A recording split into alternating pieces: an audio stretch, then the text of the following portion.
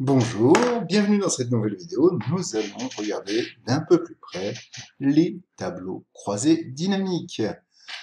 Tout d'abord, qu'est-ce qu'un tableau croisé dynamique? Ça sert à faire une synthèse. Donc, quand on vous demande à partir d'un tableau, d'une plage de cellules, de donner une somme par, un montant par, un min par, un max par ou une part de marché par, ça implique à 95-96% du temps l'utilisation d'un tableau croisé dynamique.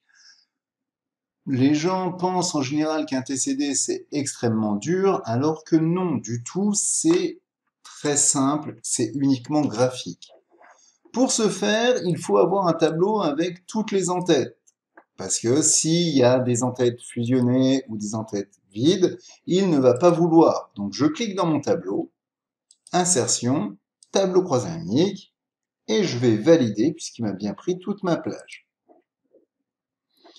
Nous avons sur la gauche l'endroit où sort notre tableau croisé dynamique et on peut comparer ça tranquillement à un cours de cuisine. C'est-à-dire que sur la droite, vous avez votre frigo avec vos différents ingrédients. Bien sûr, si vous sortez de la cuisine, il n'y a plus de frigo, il faut retourner dans la cuisine. Nous avons donc nos ingrédients. En bas, nous avons les 4 endroits du plat où on peut les mettre dans le plat. Et sur la gauche, donc, notre cuisine avec le plat qui sortira de cette cuisine. Si, par exemple, je veux la somme des montants, le truc le plus simple à savoir, et si vous vous souvenez de ça, vous aurez gagné 90% du temps à TCD, c'est qu'en bas à droite, dans Valeurs, c'est le seul endroit où vous pouvez faire des sommes, des mines, des max, des parts de marché. Bref, c'est le seul endroit où vous pouvez mettre un champ calculé. Donc je vais prendre mon temps et je vais l'emmener moi-même en valeur. C'est pas je clique sur la case, tout simplement parce que si j'ai une case, un champ, donc un ingrédient qui est en numérique, par exemple comme mon code client, si je clique, il va vouloir directement le mettre en valeur. Or, le client 1 et le client 2, chez moi ça fait 2 clients, ça fait pas le client 3.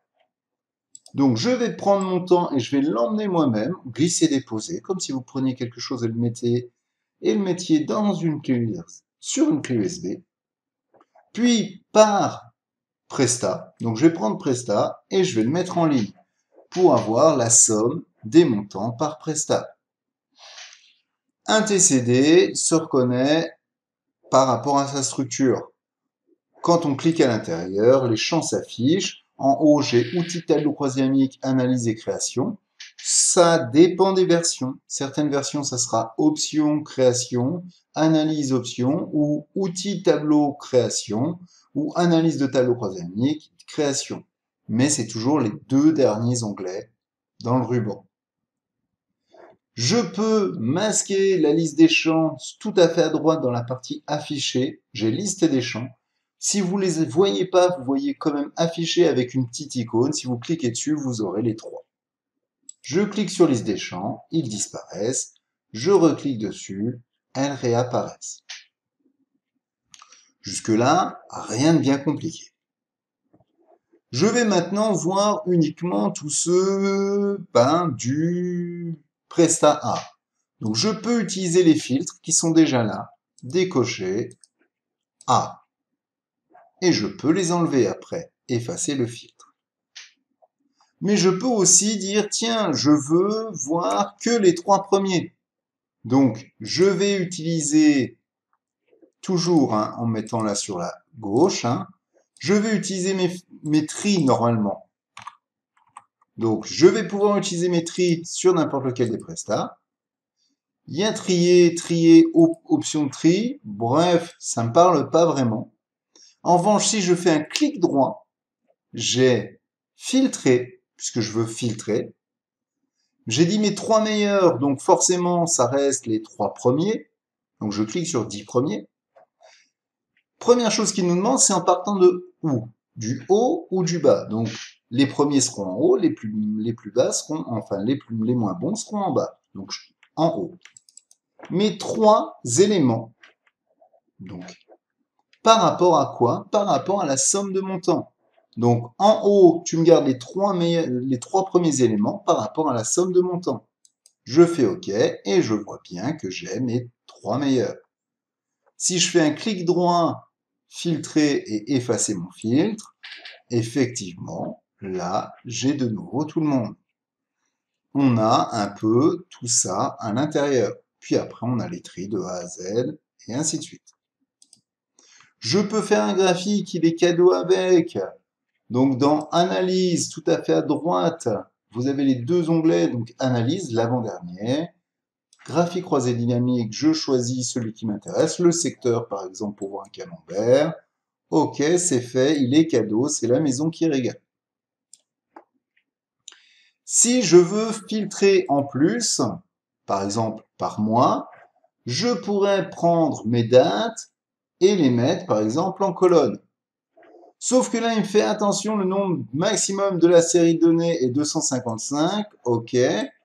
Effectivement, quand vous mettez une date en colonne, si vous avez plus de lignes que ce qui est disponible en colonne, il va râler.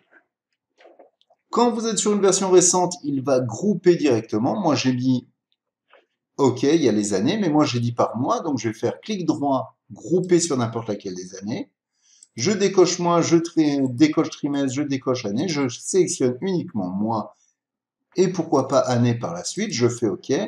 Et là, j'ai par mois, par année. C'est pas mal, sauf que je veux filtrer par année, je veux voir le détail par mois, mais par année. Donc je vais prendre les années, je vais les mettre en filtre. Hop, je décale ça. C'est pas mal. Là, en haut dans les filtres, je vois que je peux choisir 2010. Et là, j'ai uniquement pour novembre et pour décembre 2010. Ou 2011, et j'ai pour mes différents mois pour décembre 2011. C'est pas très voyant, puisque là, je vais devoir aussi choisir mars, par exemple. C'est moche.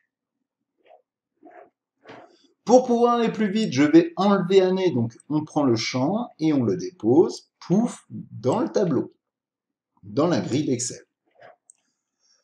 Je me remets dans mon TCD, dans Analyse, et vous avez Insérer une chronologie. Je clique sur Insérer une chronologie, je choisis date, je fais OK. Donc là, j'ai toutes mes périodes. C'est pas mal d'avoir toutes ces périodes. Si je clique en décembre 2011, et ben voilà, j'ai un filtre qui se fait sur décembre 2011. Janvier 2011, le filtre sur janvier 2011. Je peux sélectionner décembre et janvier pour avoir le total pour décembre et janvier, jusqu'en mai. Donc j'utilise la touche majuscule et je clique jusqu'en mai pour avoir de décembre à mai. Puis je reclique sur décembre et ainsi de suite. Et comme ça, nous avons nos filtres qui s'effectuent tranquillement. Ma feuille s'appelle feuille 2. On va la rappeler. Le montant, c'est un chiffre d'affaires. Presta, c'est des prestats. Donc, pour renommer une feuille, je double-clique sur le nom de la feuille. J'appelle ça CA-8 Presta. Petite astuce aussi, il faut savoir qu'un TCD va faire une copie des données de l'autre feuille. Donc plus vous avez de TCD, plus ça va grossir votre classeur pour rien. Pour se débarrasser de cette copie mémoire, on va aller dans Analyse, donc l'avant-dernier onglet, quand vous êtes dans votre TCD. Tout à fait à gauche, vous avez le nom du TCD, mais vous avez aussi les options. Je clique dans Options, Options. Donc là, vous avez la totalité, disposition, mais vous avez surtout les données. Donc je clique sur Données, et je ne vais pas enregistrer les données sources avec le fichier. Comme ça, je vais me passer de la copie de données. Je fais OK, je sauvegarde en CTRL S, et j'aurai réussi à remplir mon petit TCD. Nous pouvons aussi changer la source de données si je veux grandir, descendre. Par exemple, là, je vais jusqu'en E1400, mais j'aurais pu choisir les 700 premières lignes. Et là, ça ne me prend que les 700 premières lignes. Effectivement, hop, j'enlève mes filtres. Voilà, j'ai tout le monde. Bien évidemment, à chaque fois que vous allez rajouter des lignes, il faudra changer la source de données et mettre 1400 là, jusqu'à la nouvelle ligne. Si vous avez regardé la vidéo sur le forme tableau, la forme des tableaux, vous savez maintenant qu'avec un tableau et un TCD basé sur un tableau, vous n'avez pas besoin de changer la source de données pour agrandir vers le bas. C'est complètement autonome.